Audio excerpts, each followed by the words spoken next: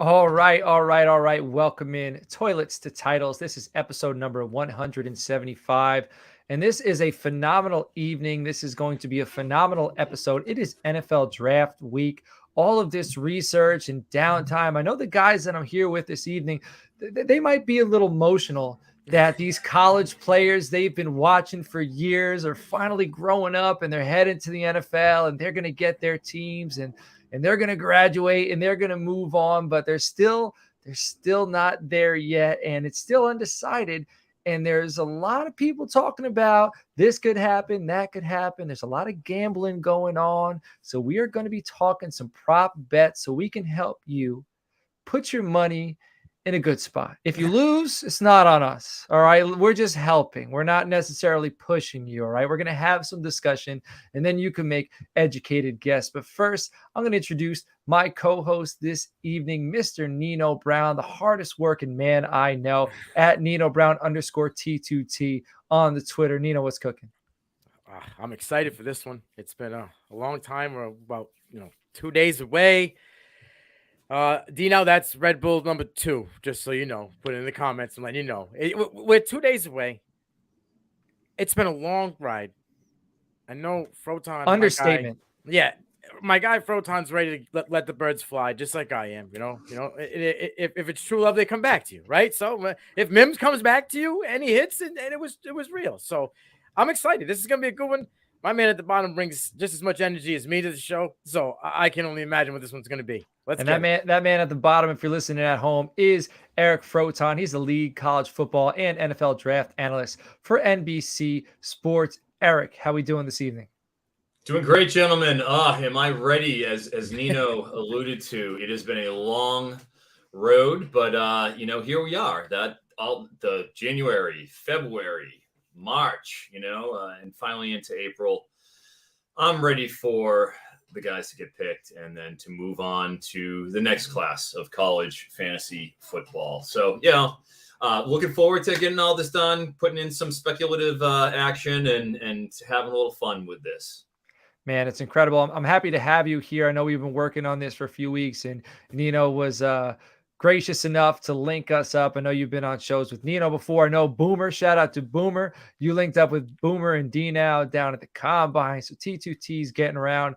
Eric gets around. And again, we're happy to have you on this evening. Why don't you let everybody know before we kind of get into all of this prop bet discussion, kind of what you're doing over at NBC Sports and what they can expect to see from you over there and where they can find it.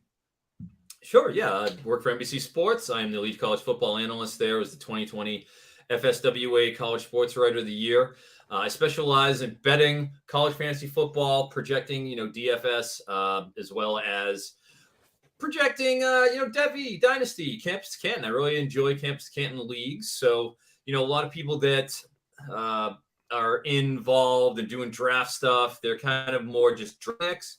I try to put my money where my mouth is. And during the season, I am watching all these guys from a collegiate perspective every week, week in, week out, and I'm analyzing them for player performance in college from a college fantasy, DFS, and especially from a profit center and how it relates to what we're talking about today with prop bets, college football prop betting, where I am, I think pretty objectively the best in the industry at this point.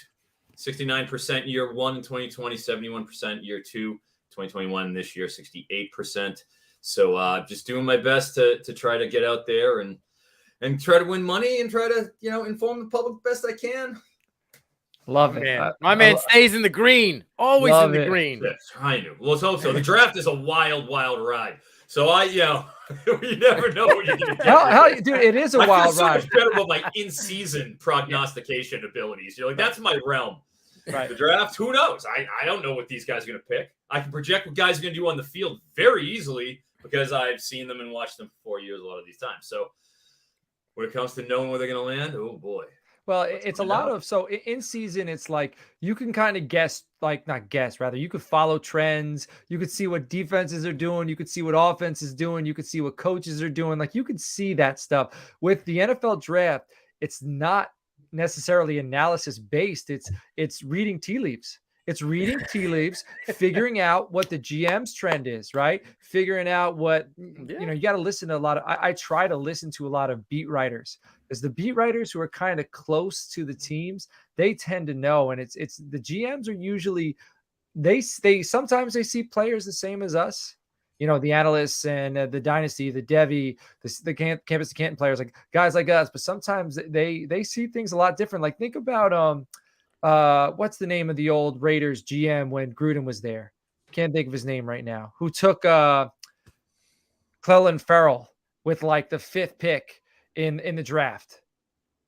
Well, a few years ago, basically, Clelin Ferrell went like top 5. And the Raiders took him, and no one expect him to even go top 20. So, the Raiders are famous for that. Yeah, and then, that's their thing. They fall off the cliff in like 2 weeks. Yeah, the HB, and then even recently, dude, they have recent hits. It's not like we have to go to the oldies with the Raiders. Right. Oh, Mayock, Mike Mayock, right? Yeah, that's who it is, Mike Mayock. Mayock, good call there. But like, no, it was the comments. Stuff? Shout out to the comments. Nino and Froton. Props, great call. But you look at the recent stuff. Hey, don't discount Alex Leatherwood when we're playing the hits of Raiders draft. That was another Mayock. That was another Mayock miss. Boy, was that a doozy, and obviously did they miss on some wide receivers? Picks I've seen. A wide receiver and a cornerback, they're in jail, right? Oh my gosh. Yeah, rough. Yeah. Ruggs and the other gentleman with the red dreads. I forget it. He was a DB. I don't know, but I really enjoy how you put it like playing the hits of things. I think that is a very funny way to put it. Eric, are you a mock drafter at all? Sure. I have a mock draft out right now. I just put out today, which is covering the entire betting market from when it opened, and it really expanded 2 weeks ago, like 2.5 weeks ago, when we started having the players to team markets, the individual picks, things like that, expanded from there. And I kind of give a full life cycle analysis of where it opened and where we are today, and how the market has been moving. So it's a little different take on the mock draft genre. I know everybody's sick of mock drafts by now. We've all read a million of them. I'm not Peter King, I'm not Daniel Jeremiah or Dan Brugler, but what I can offer you is a different perspective than what they offer, because I can give you the gambling side and the movement there, and just cover it from a different angle than I've seen anyone else really put. So if you want to learn about where the market has been and where the market has settled from a gambling and betting perspective, I can offer that to you. Excellent. So we want to hear that. I know Nino's got that information pulled up, but I do want to let everybody who's listening at home know you have less than 48 hours. We're doing a mock draft challenge with the fellas and the ladies over at draftcountdown.com. Check out the Toilets to Titles Twitter handle. The pinned tweet will tell you how to enter. Free entry. You just got to subscribe to a few YouTube channels. For every 10 people who enter, we're putting $20 in a pot. We're capping it at $500. Winner takes all. So if you are a mocker, maybe Eric will, with what the information that Nino's going to be going through right now, he might help you get the winning mock, and then you'll just have to throw a little cash his way. That's how it should work. Well, I can't speak to accuracy. Who knows who's going to get picked, but I can tell you where the market is, and you can at least learn. At least you're learning something from a mock draft. Right. Absolutely. But you said cash, and you said betting, and Massachusetts, Froton, it's legal now. So as it should be. You know where I'm getting at, my man. And you're coming home, so you know the deal, my guy. Home, sweet home. I love it. Ready. Right down the road. I'm in full Motley Crue mode. Give me the Vince Neil. Let's cue the track. Let's break down your mock draft and some of the picks that you got here in the top. You got Bryce Young at 1, the Carolina Panthers. You have him opening at plus 220, and then by April 6th it was minus 200, and then this morning it was minus 1,000. So if there was a sure bet, I don't believe in them, but if there were one, I would say that's a lock. So it has been a wild ride in the first pick market. It's usually you get the Burrow or you get the Trevor Lawrence, where you say, all right, we have the blue chip. Not this year, even though Bryce Young is my number 1 quarterback, and I do agree with it. But as you alluded to, the marketplace started out on April 6th when the market opened was plus 220 for Bryce Young to go with the number 1. As we remember, CJ Stroud had a great throwing session at the combine, which really kicked him up. He had about a month. Like people he was the beauty for about a month. Yeah, and that market was open much earlier. That was in February. I'm just saying when markets expanded to really open up the board to all the teams, where they're going, and put that together, that's when he was plus 220 on April 6th. Moves up to minus 200 5 days later, quickly. And we remembered that flip where it was definitely a conversation point last night. And I'm talking last night. I went to bed here on the West Coast. I checked it because I was writing the column. He was minus 2,000 to go the number one pick, Bryce Young. I woke up this morning. He was minus 1,600. Here we are. He's minus 1,000 right now. Or when I printed this, he was at minus 1,000. You can give me an update. I'm sure somebody out there. But it's all the way down to minus 1,000. Will Levis at plus 450. My God, if you got him, he was in the 3,000 range. This is an astronomical shift. Who knows if this Reddit jargon, is real? My God, you look at the NFL draft market swings in a way that just nothing else can swing. Yeah. You can't do this in season. I've seen, you've at least had eyes. You know at least what to expect from a game script standpoint. There's nothing like this. So hop on board. Is it smoke though, the Levis stuff? What do we like? I think so. Yeah. Man, crazy. What's the next one we got? I can't believe. Right. I don't think he's going to take Will Levis the number one overall pick after you saw what he did last year. Yeah. With a 7-13 big time throw to turnover worthy play rate. But what is the smoke? Like what happened? Like what popped up? What occurred overnight that sent Will Levis skyrocketing? There was a Reddit post apparently. But what was it? There's a Reddit post that said apparently Will Levis was told by unnamed source by the Carolina Panthers that he will be the number one overall pick, that he has already been informed of that. That is what the speculation has been. So has led to the markets turning over. And then Nino. 7 hours later. What was the name of this Reddit poster? I don't know the name, but it was Nino. I'm sure it was ridiculous. I don't even know. Massachusetts, Nino Brown. 7 hours later, Frank Reich comes out and says that they have consensuously come to agreement that they have their quarterback and they're going with a quarterback with the first pick. Just saying. I don't believe he's going one.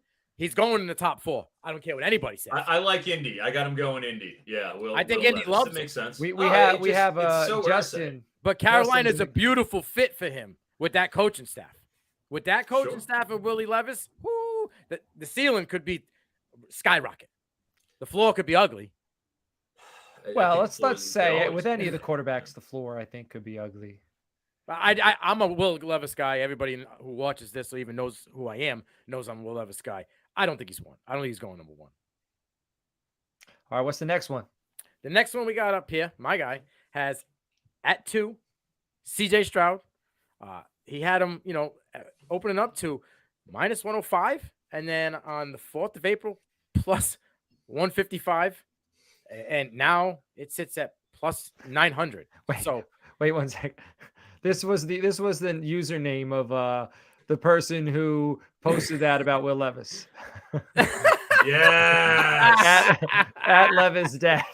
That's great. Oh my God. Yeah, that is classic. There you go. Talk to me about Stroud. And even though Levis came off, dropped to plus 150 at the second pick across the board, you still got Stroud in the second spot. Talk to me. I still got it there. I mean, there's and I kind of give a nod to it at the end. There's such thing, and you've heard more about it, I think, this year even than in the past, as and it was, gosh, I forget who it was for the Colts, but it was one of the office guys who was saying, look, everybody's lying all the time. I don't know what's happening. No one else really does. There's so much topsy-turvy that's happened at the top that's going to affect everything down the board. He's like, just who knows? Everything is subjective to the top, and we just have to sit there and react. So if anybody tells you they know what's going to happen, they don't. And I believe that. But at the same time, I do believe that there is such thing as subterfuge, and that is willfully sabotaging something for somebody else in order for you to benefit from it. And I absolutely do not put it past any, having seen the way that things work a couple of years in a row at the combine here, and how the sausage is made a little bit from just that perspective. Like, I don't put anything past these guys in terms of playing games and, manipulation of the system and whatever have you. If anybody knows, it's anybody who watches college football. Because if you do college fantasy football, if you do C2C, if you follow the game, you know that in college, there's no injury report. So every single Saturday, you don't know who's playing. You don't know. It doesn't matter. Sometimes even when they're suited up, they're still not playing. It's part of the game. And they hold them out willfully, even after they've gone through warm-ups in full uniform. So this is part of the game in football. Any edge you can get, you take it. And these guys are ruthless in that sense. I don't mean as people, but look, they will. Everybody they got to do. Succeed. Yeah. Jobs are on the line. Yep. Millions of dollars are on the line for these GMs. These guys making these decisions, they'll do anything. So I just feel like I'm going to stay the course, and I'm going to go and mock Stroud to the Texans. Sure, it could be Tyree Wilson. If you look at the odds, of course, Tyree Wilson, Will Anderson. The smoke is there for Anderson. Yeah. Anderson's at 3.5 right now. Yeah. That's his over-under. 3.5. That's, you don't have a lot of movement. What are you going over under on that? It's currently minus 185 to go over 3.5. In this scenario that I mocked, I didn't want to speculate on trading up or whatever. I played the board as it lied, so I had him going to Arizona. But if I was a team, I got to think that Arizona will move down.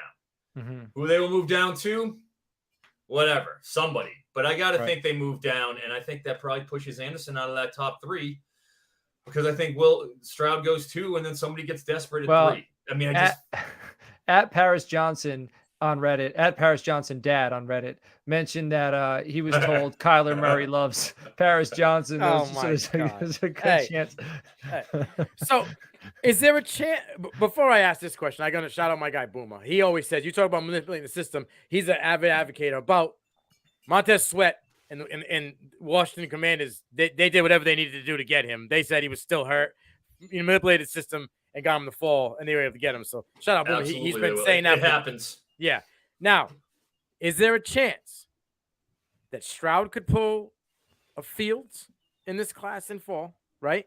And do the odds skyrocket by the end of the night with the report that the injury to Tyree Wilson is still there? The objects in place needed to come out, and they're not out, and a lot of the injury reports are saying the timetables aren't matching up. So what I'm reading is he could drop out of the top 10. Oh yeah, a lot of people who are extremely plugged in are saying that that's a possibility. So we saw with Justin Fields. I had Justin Fields as my QB2 from the class after Lawrence. I mean, forgive me if I've watched the guy his entire career and I loved him. I can't just do the whole Zach Wilson. Hey, it's 2020. He went out and he lit on fire a whole host of group of 5 teams. BYU is a Power 5 program that played all group of 5 teams during the pandemic because they couldn't get any Power 5 teams to schedule them because of conference play. So they were throwing against air pretty much. And I couldn't believe where he was. But, that's neither here nor there, obviously. But, yeah, absolutely he could slip. I don't, portend to have any inside information on that. I just am going with my gut. And I think I trust what I've seen on tape and how CJ Stroud has performed. And that there's, from what I've seen from the guy who runs the S2 test, he put a lot of doubt into some of what has been reported. And he was even though you can't be specific in that position, alluded to specific, when you heard him, there was an allusion to some real outliers. Yeah. And that's what he was referring to. I think it's subterfuge. I think that's gamesmanship. You got to, and I want people to understand, he got 18th percentile. Not 18. That wasn't the score that he got on the S2 test. I know it's not great either way, but He didn't score an 18. He was in the 18th percentile. So it's different. People don't even understand the test. We don't even know if he was in that. That's what was reported. Yeah, right. Yeah, exactly. There's been a lot of doubt cast on that percentile mark. So it's like, look, I don't know. And really no one, I think it's fair to cast judgment and aspersions on. It's not just Stroud though. As we see, everyone's getting in the game. You said with Tyree Wilson, who knows what that But hey, all of a sudden, wait. We'll see more. We're not done. What I watched, we haven't seen more. What you and I watched all year doesn't matter, right? Because this test that homeboy made up wipes out everything we watched him do, right? Watched him rip apart teams, watch him throw balls in a keyhole. Oh, the wide receivers are 40 yards downfield. That he's no good because this S2 test says he's in the 18th percent. You know what's funny? All of these things are popping up this week to cause some of these players to fall. And then you have a guy like Jalen Carter who he's going to end up solidifying his position in the top 10 because people are going to forget about what was going on with him. And his stuff was real. And all of this other nonsense that's popping up, people are getting scared. And they're like, all right, let's go with something. Sure, we did our research on this guy, this, that, and this thing's going on. So I think all of this all but solidifies Jalen Carter top 6 or 7. I did have him going to Detroit. He does. Yep. All right. So we'll see. I mocked him number 6. Mm-hmm. His over under is 6.5. It is plus 165 to the under. So that's if you think he's going there. If you think those issues have been dispelled to some extent, then look, you got a couple shots. With Seattle could take him as well, or Detroit. Seattle would. You'd think, but I mean, they also probably won't be up here again, right, at the 5 spot, and they could sneak in a QB. They're plus 700 to go QB, and I think they're a good dark horse spot. Yeah, who would they? You think they would do? Do you think they would jump up? AR Richardson. They would be Richardson. Carroll, are you kidding me? Carroll would he'd be in his element with the quarterback. Gino, like the beauty of it is, Gino's been a backup his entire career. He's not going to have the ego of the 10. I know, you're right, but he wouldn't have been a backup had he not got his jaw broken. You know what I mean? I'm saying he could, the mentorship role. Yeah, I get it. You're not going to get the Tom Brady kind of freeze out like you got with Jimmy G. Yeah. Sort of a thing where Brady was like, what are you taking this guy for? I don't think Rodgers in love, right? Rodgers or the Tannehill, where he's like, I don't have to help Malik Willis. It's not my job to help him. That was a bad look. You got a coach QB type in Gino. Like he's more that kind of a QB. Gino seems cool as shit too, regardless of whatever he got punched in the mouth for. He seems like a cool dude. I'd go out to eat with him. Gino's the dude. So, hey, we talked about AR. Well, let's address the elephant in the room. You got him at over 4.5, and the line is minus 330. So, talk to me. I got AR going to Las Vegas at the 7th spot. That being said, at the 7th spot, that's a plus 1,100 hit if Las Vegas stays and the fall that has been predicted, like we've been alluding to for some of these QBs, it's people are saying that there's going to be a fall. Is it going to be Richardson? Is it going to be Stroud? Everyone's saying it's not going to be the first 4 picks. So it opens the door down the board. And if Seattle decides they want Anderson there, if he's there, and then you get Carter for Detroit, and then here comes Las Vegas with Jimmy G at the helm. And, a good year and a half, whatever it takes of a bridge to really develop this 20-year-old kid who's raw at 7. I can't. And we talked about the Raiders. They like shiny objects. Yeah. You can at least don't blame them. Like, I get it with Richardson. I get it with Leatherwood. I get it with Ruggs. Get it with Richardson. And there's at least a plan in place. It's linear. I can draw a straight line. Trust McDaniels? Oh, of course I trust Josh. You trust him. Whoa. When he's not with Bill, how's the track record? Where's the development? One time. It was 2. One time. I love it. Rams and Denver. Listen, Eric, Nino is real low on the Patriots right now, man. He's not feeling real good about New England, the football team. He's very upset. I wish they had Josh. Yeah, but Eric, no, I agree. But as an OC, yes, you do. OC, stay in his lane, my man. Stay in your lane. Listen. I respect it. one of the first shorts we released on the Toilets to Titles YouTube channel was me saying before the Raiders got Garoppolo, the Raiders were going to get Garoppolo and they draft Anthony Richardson. He'd sit behind him. I'm with you, and I hope it happens just because it'll make me look very good. 1100 plus 1100 right now. I've already got it in, so I don't care if people destroy it. So that's that, guys. I would talk to everybody. Like if you want to throw $20 on something to go 220, Anthony Richardson to go 7 to the Raiders, because the thing is, it's the draft spot.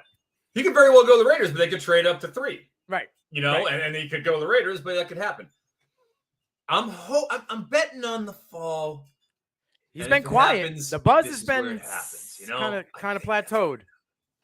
Right? The buzz is plateaued, and he's not really talked about.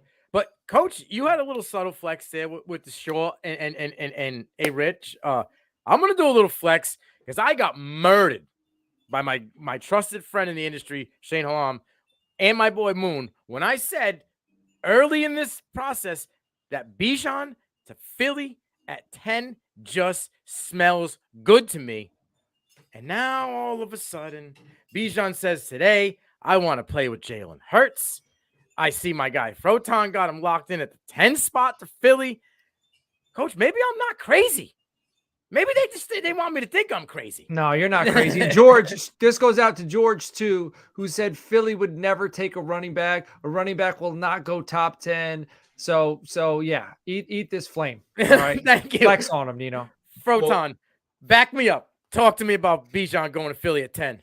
My good paisan, Nino. Let me tell you something, buddy. Plus 300 isn't something that's outlandish. Who's laughing now, Nino? Yeah, plus 300 for Bijan. The number 2, it's either offensive line or it's Bijan. That's what the market's telling us. Yes. So that tells me that Nino has beat the bag out of that marketplace at the 10 pick to Philadelphia. I think he has destroyed it with EV. So that's what I like to see from my homeboy Nino, who I'm going to be hanging out with in Rhode Island when I head back. I can't wait. Pizzas for the boys. I'm going to have to come up too. I'm not too far. I'm down in New York. I'm in Orange County in the Hudson Valley, but I'm going to come up. We'll share a pizza. All right. We will definitely have a Saturday of watching games, and we'll probably we could do a little midway point too. You could head over to we can meet at Foxwoods or Mohegan Sun, where they have DraftKings. Bang. And FanDuel, and we'll go live. Prop bets. Let's go. Let's get it done. This is beautiful. This is a beautiful day. Pure degeneracy. That's all I'll accept. No, it's pure beauty. All right, pure beauty. So we're all over the place here. We've been running through guys. As I scroll down your mock draft, which is beautiful, by the way, you got Skoronski at 11 to the Titans. You got Jackson Smith-Njigba 12 to the Texans. This one is what I like. I think that's not bold because I think if they go Stroud, I think they want his homie. Why not set him up to win, right? Bring the guy in, bring his guy he's comfortable with. They have, Bobby Trees and Nico Collins on alphas, okay? Bobby Trees has been smoked. His best days are gone. He got rolled up and tossed away. Like, his knees are no good, no disrespect. And Nico Collins coming out of Michigan, I thought he had a little bit more. I thought he had a little bit more. Got no knees, but no disrespect. Nico was a dog coming out of Michigan. He just hasn't lived up to the hype. I don't know if that's, the neck guard's problem. Davis Mills not getting him the ball as much, but I can see that happen. I think that's a home run right there. But the next one, the one I see after that, with Broderick Jones to Green Bay, I know they need to protect the man coming up. But for some reason, in my belly, I just feel that they're going to give A-Rod the big old middle finger and take a wide receiver. I just feel like they're going to. Talk to me. Dude, that could definitely happen. I mean, if you look at the odds, wide receiver's the favorite. That's plus 175 right now, for them to take a wideout. And that's what the board is telling you. If Jackson Smith-Njigba's there in this scenario, entirely possible. I think that could certainly happen because you have the complements, you have the 3-cone shuttle drill, bounce routes, quickness, the lateral movement skills, and then you got Watson on the outside going deep. It just all fits in a nice little moving the chains. ecosystem, Yeah. So that makes complete sense. In this scenario, he's not there, so you got to play by the rules. Right. And I just figure, You got to play by the rules. I can get look at the value you're getting there, at plus 330 to take an offensive lineman. I guess there's a little projector where I'm like, ooh, I like that. I like the return, the 3.3 to 1 return on what you're putting in. And right. They just skipped the Patriots. Why were they adamant on that 2 picks? Because the Jets are widely reported to be going tackle. The Patriots are widely reported to potentially be going tackle or probably cornerback. They wanted to get in front of both those teams. I don't think the Patriots go wide receiver. So why would they be looking to get in front? They don't care about corners. They care about offensive tackles and linemen. I put it there because that's where I'll plant my flag. You got to go somewhere, and that begins a little run of tackles. Paris Johnson's off the board, so Broderick Jones is the next, and Skronsky too. So, he's the last of the 3. I see a tackle run and then a pivot. Where do you have Darnell Wright going, if you don't mind me asking? Darnell Wright, he's coming up. Okay, I'm sorry. It's coming up. Hold on. Okay. Hold on. He's coming soon. But you got a dog. I'm sorry. You're putting Froton. I love this. I think this is a surprise. This is beautiful to me. Right? You're gonna put this dog with Kyle Duggar and Bill Belichick? Like this. I love Joey Porter, but if you want to say a guy that fits, I know Coach will say Branch is more of a Belichick guy. Witherspoon is a Belichick dude, right? He is just that guy. I'm a little. My concern is the big hit that they say with Witherspoon. He's a big hitter. I feel like it's more timing than he's just a big hitter. He's got precision hits. Like the time is right there. I don't know if he could full on ball lay the dudes out, but his precision timing is great. Well, that's not really his game. I mean, he's 5'10", like in the 180s. He's not coming at you from 205, as a big corner, which, I mean, welcome to Joey Porter land. That's what he's here to do.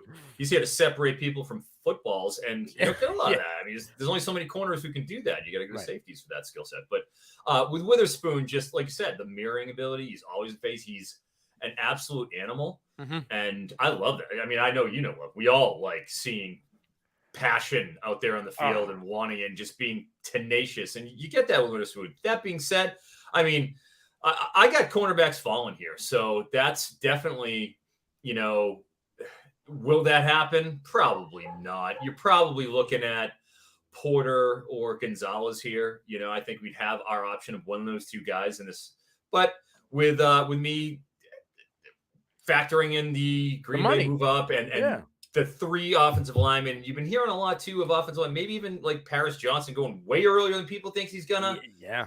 If that's gonna happen, something's got to give.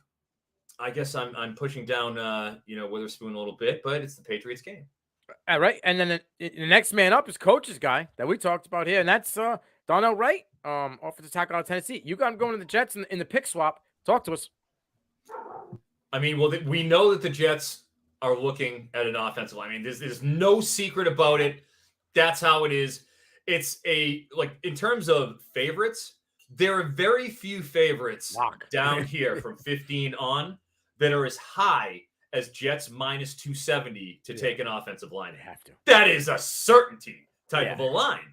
So even though you're not getting value, right, by taking Darnell, you're not getting value. Maybe you can go that direction. You're getting position flex, I think, and they have question marks on the outsides. And Beckman's a joke. They don't know what they have, and Wright can play inside or outside. I think that's value. Yeah, right was 335, and anybody watched the Senior Bowl tape, and I know Nino was there. He was swallowing people whole in a tough environment with one-on-ones. You got no protection on the inside. Somebody would pick him up. It's just you and the guy. Watch him against Anderson, Ojolari, Bresci, play them all. I specifically mentioned in my article how he shut down Will Anderson. SEC caliber, and the dude just doesn't allow pressure. Stopped. There's none of that. Go ahead. Stopped his movement cold as soon as he made contact with Wright. There was no jarring Wright. No. So I mean, you have to. And then he goes and does it at the Senior Bowl against the best of the best out there. He was throwing dudes around. Don't tell him he can't play left tackle. Don't tell him. I didn't say it. I'm not saying it. I know Shep's ain't saying it either. No, you don't see him, but you're going to tell him. I felt bad. I felt bad watching Andre Carter go up against them down there because here's my thing with Carter. Here's my thing with Carter. I'm doing some coverage at West Point. He needs time to put weight on. Yeah. These kids at West Point, or these men rather, that are going to be protecting our country. Like, these guys are training in the spring for football. They are spending 4 weeks in July in the woods training to fight a war. Then they're coming out. They can't keep weight on. So this guy came into the scene. Like, when he gets to the NFL, he's going to put 20 pounds on. So him going up against Darnell Wright now, I felt bad watching it happen. He came into his own as the Senior Bowl went on. He felt he figured out a way to use his dip and whatever he had to do to get around guys. And he doesn't have much experience playing football either. You know, I think he's only got like 2.5 years. I think he was a tight end too. Yeah. He was 2-star tight end who converted to defensive end. It'll come around. He's a little bit of a project. I'm not really too worried about it. I mean, but you know what I mean? Darnell Wright is going against Will Anderson, DJ Ojulari, the guys we named. He was like one-handed him. See you later. Yeah. Now, we talked about runs, right? And I love this little run you got here of the DBs. You got Gonzo going to the Commanders. The consensus market was at 125 and now 220. Over under 8.5 is minus 110. So they're liking this. The next two picks I love. But the next one is just the pedigree, right? Staying home with dad. Joey Porter going to Pittsburgh at 17. And then would never really want that. Dude, Banks filling in for Okuda. Like, they get rid of Okuda and you go draft Banks, bro. You upgraded and you get the extra year. Banks Talk to us about the run. Well, and yeah, exactly. With Joey Porter, what a dream. You know, why wouldn't you want to see him go to Pittsburgh? I just wanted that to happen. I want to be able to at least say that and put that in. And I would love it. It makes sense because the odds, it's 50-50. It's plus 115 for an offensive lineman or a cornerback. And in this scenario, well, the cornerback fell to him. You know, the top offensive lineman, Darnell Wright's there. I put him there. You know, no problem. I think they're thrilled with him. But hey, the cornerback's there. They let the board play it, and you know the legacy lives on decades and decades. How about them staying in Pennsylvania for their first round pick this year, their first round pick last year? Like, they just staying home. Yeah, absolutely. They're farming. You know, it's pretty good. It's almost like they're recruiting. You know, it's like college football with them. But, Christian Gonzalez slips in this again to 16. Like I said, you know, with the offensive lineman going up, and it's not just, you know, it's not that he went to 16 that I think is the point I'd like to make. The point I like to make is his prop, his over under is 8.5, and it's pretty damn close to even. It's under is plus 115, but you're only got to pay minus 110 juice to get the 805 over. Right. And just the rule of thumb I try to use with the draft is just to remember that chances are anything can happen unless you're the tippity top of your position in the top 10. It's hard to guarantee things. Right. And when you have known spots being occupied that will be done by what I'm estimating probably 3, you know, maybe 4 in that scenario quarterbacks. You know, I think more like 3 is safe. A couple of premium edges, the need for offensive linemen. I think it's a numbers game. Maybe Bijan slips to 8, like we're talking about. You're hearing a lot. Is plus 200 to go there for a running back. If Gonzalez, I mean, I just feel like he's the second best guy in my board, in my estimation, to, you know, Illinois Witherspoon. So if he's going to be the number 2 guy, how can I look at him and say 8? He's going to go under 8. Yeah. I just don't think so, you know, and I think he's closer to Porter probably than he is to Witherspoon in terms of a lot of people's eyes. And with that sort of a thing, even though his sister's an Olympic sprinter, he's got incredible speed, but I just think that too many things can happen to make that go over. And at minus 110, where it's almost even, I think that's a great play. I think that's something we should look at. Coach, I know you you're a fan of Banks and Porter, so I like Porter. I think Banks is Porter. You've seen, like, he's coming into the league, and I think he is what he is. I do think there's going to be some ascension. I read a quote from Hines Ward saying that when he would come to Pittsburgh practices, Antonio Brown was a rookie, and Porter, I believe, was in high school. And there were a few reps where Porter jammed Brown at the line of scrimmage and shocked him. So this dude, I think he's ready to come. But what I like about Banks is I think the ceiling is tremendous. I think he's just going to continue to develop because I think he is the most athletic corner in this class. I think Witherspoon, Gonzo, Porter, all very athletic, but Banks, he is so damn athletic. He is like the ideal mirror corner. Whatever move you make, I can make it. If you make me miss, I can adjust and reroute and get back on your hip. So I think he's top 20 pick, hands down. I love it. You don't see a lot of guys running 1, 4, 5, 10-yard splits.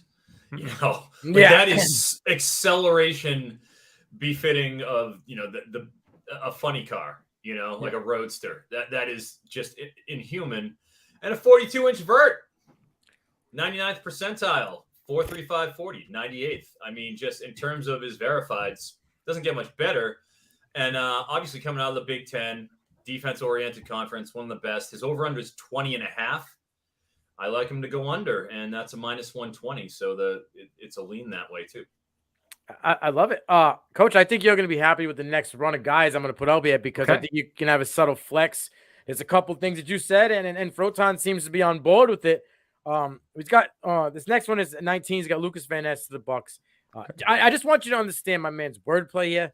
Van Ness Bearpawed, the gargantuan 6'8", 374-pound right tackle, Dalton Jones. Like, I mean, it doesn't get any better than that. Like, that right there, go follow this man and lock into everything he's got. That is A1 writing. All right, I've been dusting off the pencil. That, my friend, kudos to you. I love it. I like it. Thanks, buddy. 4,000 words. I got to get some good ones in there. You got to get creative. I've written so much. You have to get outside your comfort zone a little. But definitely with Van Ness, it's a pretty darn good deal here at 19. I've seen him all the way from 9 down to here, right. Or even a little bit further if he does. But just the power, a straight edge that you can put as a base 4-3, and he's going to eat and he's going to live and he's going to be just fine against the run, setting the edge. You're not going to move him, but good luck pushing him around. Like, that ain't going to happen. And obviously, attacking the pass rush, the power he's coming with, it's prodigious. He didn't even start. He never started a game. He dominated. Kirk Ferentz. You know what I mean? Ferentz. Yeah, Iowa. If we're going to sit here and talk about the way Iowa's run in that program, then we're going to be here for a while. You see his last. I have a lot to say about Iowa. Did you see the last interview where he's like, what do you got to tell about the people? I got nothing to say, bro. You cashed out. It's over. You don't even care no more. It's not a Go good home. Daddy can't save you no more. I think Vanessa, he needs to be with somebody who can develop him. Like, he needs to, if he could learn from a technician, the ceiling is tremendous. I would love to see him in a defense where they're going to do like a NASCAR package, where they could leave him outside, and then on pass rushing downs, maybe they have another edge rusher who's a little more nuanced than he is. So the offense is going to be focused on that edge rusher, and then Vanessa can go inside against an offensive guard who might be a little slower, a little more of a plotter. He'll match up a little bit better. I know he's not going to go to San Francisco. He's not going to go to LA, but I would love to see him just end up with a Bosa brother. Have one of the Bosas. Like, he's not as explosive as they are, but those guys, the way they look at the game, the way they look at their pass rush, it would be excellent. But think about the ceiling with a Vanessa and a Will McDonald. Like, teams are going to draft one of these edge defenders, likely between 18 and 30. And two of these guys, they could be elite pass rushers. I don't know if it's necessarily going to happen, but there's a lot of potential with those two rushers. Yeah, certainly. And the thing is, they're totally different too. Right. Where, Van Ness is, like you said, he's a little unpolished in terms of his toolkit, but the raw power with McDonald, he's a freak athlete. He's just, it's speed and quickness and knifing through those blocks. Can he knife through the line and be able to slip against, bigger guys in the NFL, more polished linemen in the NFL, like he did, in college at Iowa State? I think that's kind of a question, but What isn't a question is speed off the edge, and he is literally, like you're saying. I mean, he's blazing speed, and that isn't something that you can just find. It's traits. Yeah, teams are drafting traits. I mean, McDonald converted to football as a sophomore in high school. Like he doesn't have many reps, but he looks more polished than Vanessa. If you look at the game overall, you want to talk about the tool, like describing the tools. McDonald's a craftsman, and Vanessa is Kobo. Like, you know, they're trying to come up, make a name for himself, and McDonald's already kind of like more established. I feel both had coaches that didn't play them correctly. Yeah. Oh, yeah. You can argue that. Sure. He was inside a lot, McDonald. It was just shocking how much he would kind of line up inside for, 4-3 alignments. But yeah, with him, it's funny. I talked to him at the combine and asked him, I was like, what are you working on? What is it that you think you want to show NFL teams that you can do that you're working on in the off season? And he said, his hands and his counters and just working on, keeping his pads clean and having different arrows to reach into of his quiver. So even though he is pretty good, he can slip very well. I mean, he's good at manipulating, getting around guys. He still wants to get better, and that's what you want here. Where do you have him? Where's McDonald going? I'm just outside. I am just going outside. I think you're going to see. I kind of had like a propensity towards power edges and like the bigger guys in this particular mock, because they see like I didn't want to let Miles Murphy go, because he's 270. Like I don't feel comfortable being like, you got runs though. Yeah, let's go through. Yeah, so he's insane, but he's 271. He ran a 4.52. So that's the thing. Is like it's just a bigger. The base doesn't come off the field to do everything edge, as opposed to kind of the 3-4 OLB that you're primed for, and like Brazil too. Like and Cansey. Like I just couldn't take one of these stand-ups over those big, potentially in the middle of things, bringing pressure from the inside. I just prioritize them. That being said, I like the edge class. I just think there's so many of them that it could push down some of these guys you don't expect, because it's deep, it's good. And you're going to be able to get a parade in the second round of just really good Foskey, Ojulari, like you mentioned, McDonald. Like those guys are going to be going, and they're going to make somebody very happy. Dude, some of these picks that you got, man, I absolutely love them. So the next one up, he's got 20. Osiris Torrance, first guard off the board, going to Seattle, right? It's not sexy. I know. No, I like it, actually. It is for Kenneth Walker. Yep, exactly. And then exactly, clear lane. That's what he says, with the desire to shore up line and clear lanes for Kenneth Walker. The Seahawks select Torrance. Like you guys are on the same page. This one, coach has been kind of pounding the pavement a little bit about. 21, Chargers select Jordan Addison, wide receiver, and then 22. Baltimore Ravens take Quentin Johnson, and you got QJ goes under 26.5. It's plus 130, right? And the Ravens take a wide out here. It's plus 200. And then this one, if this happens, oh my good Lord. Zay Flowers to the Minnesota Vikings at 23. You put Zay Flowers with Justin Jefferson, good luck. Yeah, and you look at Minnesota, the odds moved from plus 210, 2 weeks ago, to plus 175. So it's actually we're getting closer and closer. The market is thinking, all right, this is becoming a more increased possibility. I had Zay in my first mock. I kept it chalk because I just think that he's moved already. When we started 2 weeks ago, when it first opened, he was at 24.5 is over under. Now he's at 22.5, and he's juiced to the under at 22.5, minus 165. Yeah. So the market is telling us it's moved 2 spots, and it's already minus 165. So I think even taking him here at 23, the Vikings is even an over, and that seems like it's right where it should be. So the market has moved heavily in the direction of Zay Flowers being picked very early. Yeah, I love it. I think getting him up there. When we first got in this draft talk, everybody said he was early second round, right? Then he weighed in, and that was a wrap. And then the combine, he showed out in his pro day. Then you go. We talked about Murphy. You got Murphy at 24 to Jaguars, which over Over under 18.5 is at minus 180, right? So I like that. Joe knows will love this one. Emmanuel Forbes at 25 to the Giants. And here it is. Let's go. Let's go. Let's go. Drum roll. Before we get into this one, Coach has on his bets to avoid. First tight end drafted, I think Mayer is the guy, he says, but it depends on your flavor. Well, Coach, on this one, Froton has Dalton Kincaid to the Dallas Cowboys. Talk to us. Okay, my turn. So it's me and Chef. Let's go. Yeah, let's do it. All right. So you got to remember with Michael Mayer, of course, high-end production, led the NCAA in targets, college fantasy football darling at tight end. It was pretty much him and Bowers for the entire college fantasy season that were the 1-2, and it was everybody else after that at tight end. That being said, you watch Mayer, and throughout the entire season, he's billed at being 6'4", 6'5", 265 pounds. Everywhere across the board, he's 6'4", 6'5", 265. That 265 mark is like what's stuck. And you look at his frame, he's thick, and that's good, but he's a little boxy. Catching outside, all the way, catch radius, it's not huge. It's kind of more up, but it's not all the way up. I think, definitely Kincaid has an advantage there.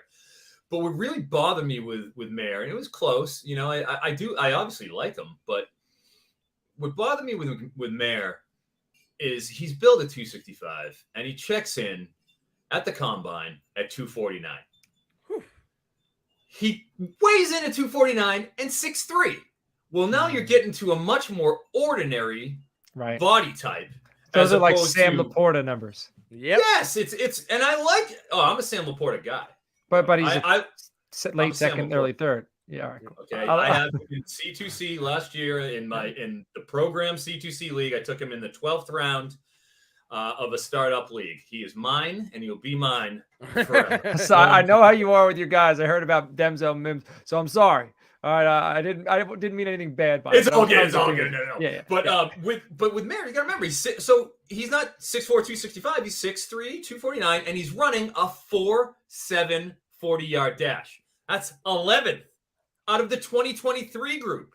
A pedestrian mark here, Sheps. So when I'm looking at that, and I'm putting together all the somewhat limited athletic traits as opposed to the obviously production, I'm trying not to marry myself to the production. And I'm just putting things together. And then I see him with my own eyes at the combine.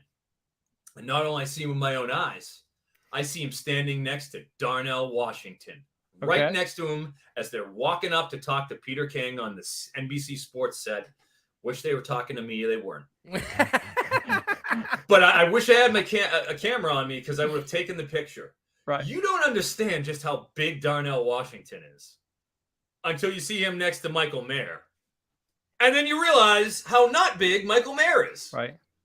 Because Darnell Washington is, oh, wow. He's a house. Oh, my God. That man is a freak of nature. Mayer's he looks like a little kid next to Washington. It was one of the things at the combine that struck me and stuck with me the most as a visual was seeing those two guys. And then you go and you put in all the testing and all that. Unfortunately, Kincaid didn't have a chance to verify because he had a back fracture that he's gotten the good to go on. But I'm watching his tape and he's catching outside his frame. He's more fluid in his movements. He's athletic. My cousin Cole Bishop is a top 10 safety in the entire NCAA. He plays for Utah. A great thing to say. So all these things are factors here. And I know, he's well regarded around the program and stuff. So I'm a Dalton Kincaid guy. He went from his over-under is 24.5. All right. I even have him going under here, going to the Cowboys. But I do like the plus 115 on the first tight end. Yeah, I'm not going to bash it. Go ahead. I know you're. Yeah, you can't do that to me, my guy. Sorry. You can't do that to me. You can't drop something. Maybe other people didn't catch it, but you cannot drop that you are cousins to Cole Bishop, who is probably legit. one of the top safeties in the Pac-12, if not one of the top safeties in college football this year, right? Top 10 according to PFF, number 9 on the PFF scale. I think he's a little higher personally on my board. Yo, I'm with you. I think he's at least top 5. Like, I'm with it. I talked to my guy Dino about it. I'm trying to get an interview with this man. Can you lock it down for me? Oh yeah, Cole Bishop interview. Yes. Let me see what I can do. I'll talk to his grandma and my mom are really good friends. So thank you. Yeah, throughout the family lines. Let me see. So grandma favors. Whatever I gotta do, I gotta get. I gotta ask for favors. So like I'm just. I was playing with him at the family reunions when he was a kid. Remind him. You got to remind him. Hey, remember that time I threw you a touchdown pass at the family reunion? Corresponded. I don't know if I have the stroke to be like, hey, do an interview with my buddy Nino here. Yeah. I'm gonna try. Now. I'm gonna try to get in the good grade. Let me see what I can do about that. Yeah, I appreciate it, my man. Now, wait. I just want to say. So I'm not gonna knock you because I think Kincaid is a Jerry Jones pick. And I think Mayer is more of a Will McClay pick. And the reason I think that is because I think it makes more sense to get an inline blocking tight end due to the fact that we lost Noah Brown, who was our blocking wide receiver, and we lost Dalton Schultz, who is our pass catching wide receiver. But if you were looking for a pass catcher, you're absolutely right. I released a short where I talked about Dalton Kincaid, where I think outside of Jackson Smith and Najigba, I think Dalton Kincaid is the second best pass receiving option in the entire draft class, like including all wide receivers. So I'm with you. I wouldn't, that's why I didn't want to touch the bet. I didn't want to, who's the first tight end? Because it really just comes down to what you're looking for and what you like. And Dak likes his tight ends, and this guy can stretch the field. He's an elite playmaker. You're going to have Brandon Cooks, Dalton Kincaid, CeeDee Lamb, Tony Pollard. Sounds like points. Sign me up. Sounds like, I love it. Sounds like points. Sign me up. Yeah. I'm going to take another L here because, my guy says he agrees with you. First linebacker off the board. Next pick, 27 Buffalo Bills, Drew Sanders. We're on the same team, Sheps. We're on the same team. That's it. Arkansas. Yeah, what is it? It's at 170 now. To him to be minus 170, for him to be the first linebacker off the board. It opened up at plus 115. The next guy, Michael Mayer, 28, Cincinnati. And then at 29, you got Kalijah Kancey to the Saints. Talk to us about those three guys real quick before we close it out. The last two picks. Yeah, sure. Drew Sanders, man, that's like you said, he was plus 115 when this all opened. And it was pretty much right there with him and Campbell. And now he's minus 170. Campbell's plus 180. And it seems like the market is tilted in his favor. And I'm glad because I did get shares of him then. Because you just look at Drew Sanders and what do NFL teams covet, out of off-ball linebackers? They want somebody who can bring heat. And obviously a former 5-star edge rusher at Alabama who transferred to Arkansas, moved off ball. And even though he moved off ball, still number 2 in the SEC in sacks. Still bringing heat when you watch his film.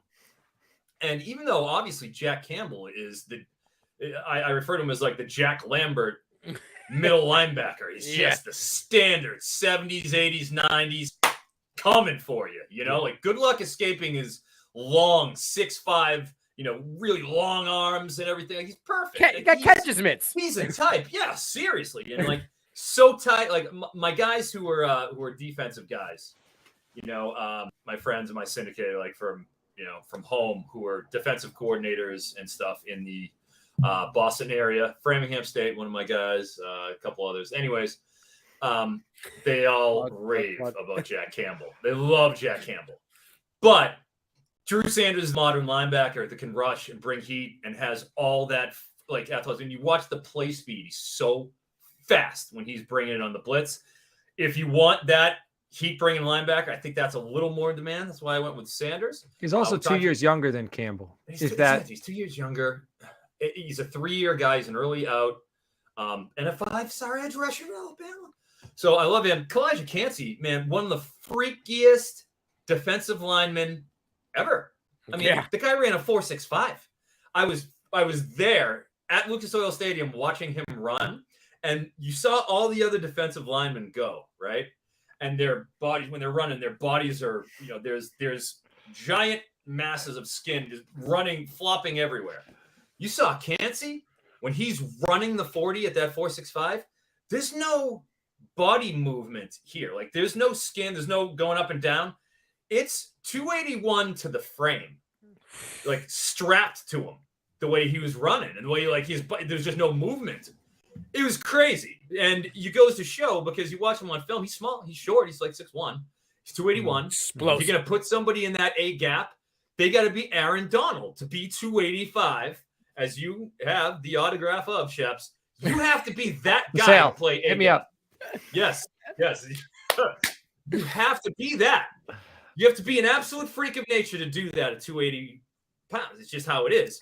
Chancey is that kind of an athlete, and you watch how he knifes in and like how he slips the ball and he's turning guys, but he's a penetrator. So like, yeah, is he going to hold up as a two gapper and run defense? No, that's not what you want out of him. Man, is he going to bring pressure from the middle? And that's a problem. If you look at especially with New Orleans, they were the heavy favorites taking defensive linemen. 2 weeks ago, they were minus 160. Mm-hmm. Again, down here to have a minus 160, because there's so many variables involved. That's a pretty big line. Mm-hmm. And I think that's, you've seen that kind of leveled out where it's now plus 100 for it to be a DL, because there's a possibility that could go with an offensive lineman here. That's moved to plus 200. Yeah, with Ojulari there still also, that's interesting for New Orleans. Like I like Chancey, I think he's the better prospect, but an LSU guy, New Orleans, home. I think that makes me want to take that bet. I'd put money on them going D-line. Yeah, no problem. Now Ojulari, I love. I think he's the most polished pass rusher in the set. Like you watch, and we're talking, we were talking, all right, McDonald's good, but he's a little raw. Not Ojulari, man. That guy has so many different ways to beat you. Varies his tempo. I love, like you'd see him fire off on a few snaps in a row where you're just like, man, this guy's so fast and his hands are so active and he's got so many different ways to beat you. And then he'll just throw a little stutter step, just one of those at you, and you'll see the guy overset, like kick way up, and he just crosses the face and goes inside on him. It's like he's so crafty. I love Ojulari too, and I think NFL teams are nervous. I think they're a little gun shy with LSU edge defenders because of the last decade. Just defense in general, linebackers too, right? They haven't all panned out as well as they'd hoped. Right. Markevius Mingo, Arden Key. The guy out of Cleveland, now he went to Falcons, the linebacker, Jones, right? Deion Jones from Atlanta. Yeah. Wow. So, yeah, I know. I loved him in college, and he's been terrible. He had like 2 good years. Yeah. So, Coach, you got a bet that you like. It's total number of QBs in the first round over 4.5. You said you like that because you think Hooker makes it in the first round, right? Yes. Well, at 30, my guy Froton has got Hendon Hooker going to Tennessee. He says the under 31.5 is at minus 145. He's favored to be selected in the first round now. What do we got here? Show it to me. So there he is. Hendon Hooker, baby. There he is. Yeah, there he is. Hendon Auto, Bowman University Chrome, right there. Look at him. Numbered autograph of Hendon Hooker. I'm invested. I'm ready. We need those drops to go pew pew pew. I do all markets. Any market you want. You see the cards. All the markets related to college football I want to explore, right? And currently, right now, I think his card is at a bargain, considering where the other top guys are at from this class. If you can get into a break and get a Hendon Hooker, I think he gets pretty good value out of that. Oh, I love it. I absolutely love it. Sneaking in, Sorry, getting that so 5th-year option. So much nerd stuff here. Right? Getting that 5th-year option. You know what I mean? And that's why I see this happening. Like you're saying, I apologize for getting off on my tangent again. I'm so good at that. But with Hooker, you got to remember his market right now, very interesting because he has the individual teams to select in market.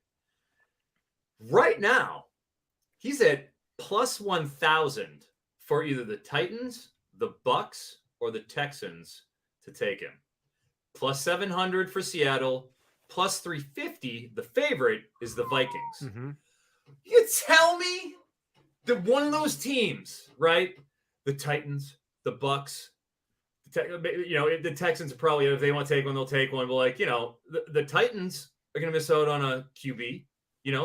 They are in position to probably do that. If they don't take a QB, which I don't have them taking one here, I don't have them be able to get one. They don't move up. Well, welcome to Plan B at plus 1,000. Toss a couple bucks on that. Let's see what happens here. It's great odds. So I predicted Tennessee to move up to the 30 spot for the 5th year of team protection because it's the first round. So you get 4 years and a 5th-year team option as opposed to 3 years and a 4th-year team option with the second round. I think if he hasn't been taken in the first round, if you're going to take him coming off an ACL, you almost give up the down the board 5th round and move up, or whatever it takes, 4th, a 3rd probably to move up there. It's not going to kill you. If you're Tennessee, Dallas might move back. Malik Willis, you got to do it, I think. Sorry. Yeah. No, I was interrupting you. I was just saying Dallas might, like at 26, I think they'd be in position to move back a few slots if someone wants to come up and get Hooker. Totally. And they'd love to get the capital, roll with it. I mean, I just think that makes all the sense in the world from a planning perspective. And so I like your bet for, over 4.5 QBs. I'm on it. We're on the same page. And it moved in your favor too, because when it opened, Hooker was at 32.5 for his over/under for a draft slot. It's now at 31.5. So the market's moving in your favor on that one. I love it. And coach is batting 1,000. I mean, as I'm going through, you had you had one running back off the board. You like Bijan, and that's all that my man Froton's got is one running back off the board, right? You said what was it? Drew Sanders is the first linebacker taken. My guys got him on the thing. So you've been just hot fire. Lock in the Tis the season. Rounding it out. It's going to be a very good draft day or a very bad draft day. Hey, at least right now we feel right. Like let's just cut it. Absolutely. Hope springs eternal. Right. That's now. it. That's it. That's what I always say, right, Nino? It's the season of hope right now. That's right. Exactly. Yeah. The tea leaves, like you always say. You got to read the tea leaves. And then closing it out, my man Froton says Brian Brzee to Kansas City at 31. Talk to us about this before we close out this mock. Yeah, gosh, it's always so tough when you're looking at that last pick. It's like, oh, okay, what happens? And I think, you could see either one of these teams trading out. I mean, I had Philadelphia trading out at the 30 pick because obviously it's Howie Roseman. It's going to trade. But, trying to peg the Chiefs marketplace, DL, which is where I went, slight favorite, but it's pretty close. Like they're plus 175 of the defensive line. Offensive line's plus 200. Wide receiver is actually the favorite at plus 150. So you have 3 different positions between plus 150 and 200. It's a 3-way race here. There's really no feel in the marketplace. So I just kind of went and evaluated and just thought on if I'm them, what I think they, kind of need. They could use somebody to stop the run a little bit. Obviously, they're the Super Bowl champions, so we might have to tell them what to do. But tossing a big former 5-star, the number 1 prospect out of his high school class in 2020, Brzee, just an absolute unit out there. His over/under is 29.5, so he's right in this range. He goes 2 over, that's minus 140 to go over. So I just felt like, I'm a Brzee guy. I like Brzee. You'd seen him in earlier mocks, really much, much higher. The fact that he slips down here, I just didn't want him to go out of the first round. So I went Brzee since I thought it filled that need. I like it. You pair him with Karlaftis, another youthful guy on the other edge. Yeah, just for lost, real. They went edge last year. Yeah, and they lost Clark, right? He's gone, and they have Chris Jones inside. So that's a youthful. Chris Jones ain't young. Going to be there forever, right? Too. Exactly. So you lock the edges down. Bring in a horse. Yeah. Big boy. Yeah, he's more of a 3-tech than an edge, like Brzee. I said it last week's show. I kind of allied up coach to this one, and I stole the guy at the end. I know he said wide receiver is the favorite, and running off your guys on the board there. I like Josh Downs at Kansas City. What are your thoughts there? Josh Downs. Well, of course, that would be interesting. The only thing, I'm looking at the wide receiver room. Why would they go and take Downs if they just went and took Sky Moore? And they're saying because he's better. He's smaller. Well, yeah. Justin Ross, I'm hearing, is bubbling.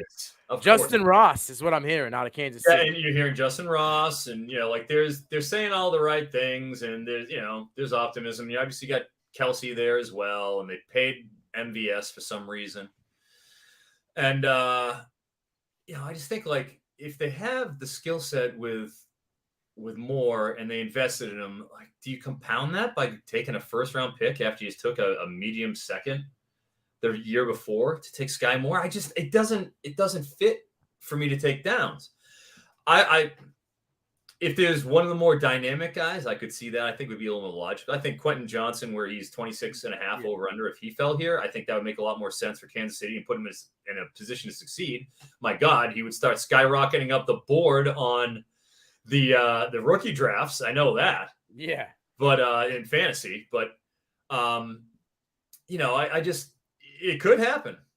I just feel like there's a lot of edges. I think you're going to see a lot of pretty good the wide receivers start going off the board, and they're going to be able to have their pick at the end of the second round of whoever they really want.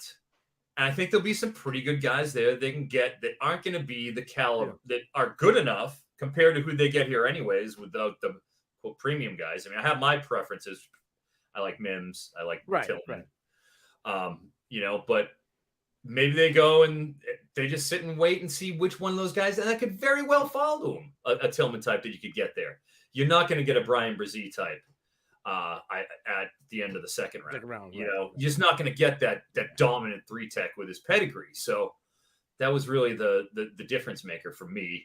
Sure, I think that they definitely still go on, but you had to make a call. Yeah, no, I know. I get it. I'm just saying, coach. Here, the draft gods are going to bless you, Eric, because you have been so gracious with your time and you've helped so many people. You've helped me look good. All right. And it's not hard to teach. You're helping people win money. So the draft gods are going to bless you and Nino and your New England Patriots. And here's the lineage, right? We got Wes Welker. We got Julian Edelman. We got Josh Downs. Josh Downs going to New England. He is going to be the next great slot wide receiver for 10 plus years. He embraces everything those cats embrace. And I think it's a good fit. Second round. I would have no problem with that. I would have no problem with that, but Belichick wouldn't. I don't think he would go that early. Listen, I think he's going to wait for a guy like Parker Washington, who was a poor man's version. You know how Eric has a cousin who plays football, who's real close to a grandmother who knows his mother. Listen. My wife's uncle, since passed, God rest his soul, had a house in Nantucket. A lady we went and visited rode up on a bicycle. With a cart in front on the top of her bicycle. This is a real story? Real story. I'm at the house in Nantucket. It's our first time there. Uncle Gene passed. Great guy. Phenomenal uncle. Old timer. From Nantucket himself. He bought the house in Nantucket in like the 70s when it was like dirt cheap. It's in Sconset. You know who has a house in Sconset? Bill Belichick has a house in Sconset. So this lady brings me a book signed by Bill Belichick. So I kind of know Bill Belichick through her. Maybe I could put in a word for you guys. All right. Pretty good. All right. See, that's Nantucket right there. That's 6 degrees of separation. With so let's see. Or at least maybe I could talk to the dog who sits at the table and has the computer, makes the draft picks. One or the other. I love it. Yeah.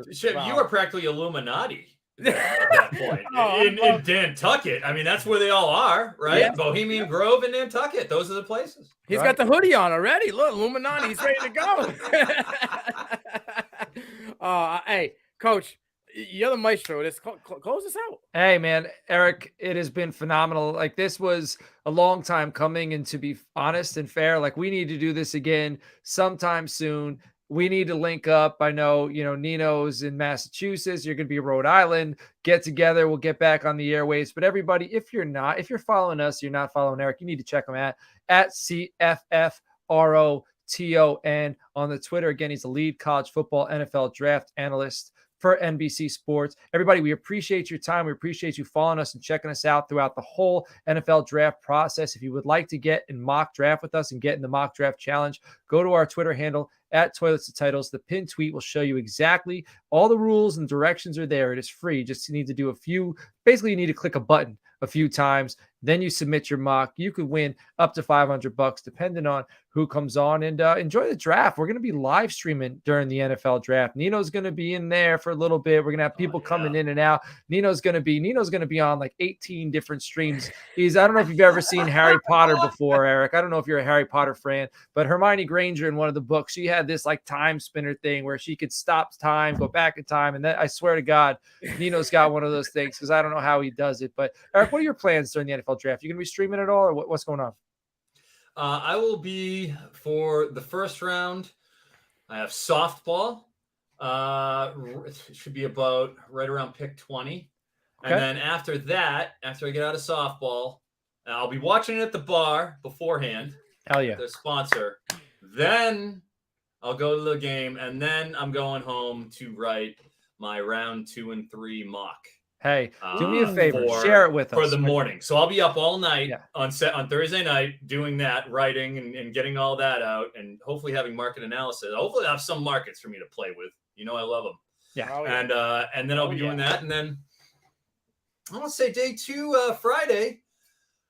I want to say I'll, hanging out with the guys and watching it. I'll probably put out a couple videos. I think NBC will want me to put out a video or 2. That's what I did last year. So just an instant reaction type deal. So I'll just follow, say hi. Oh yeah, awesome. You guys. Thank you.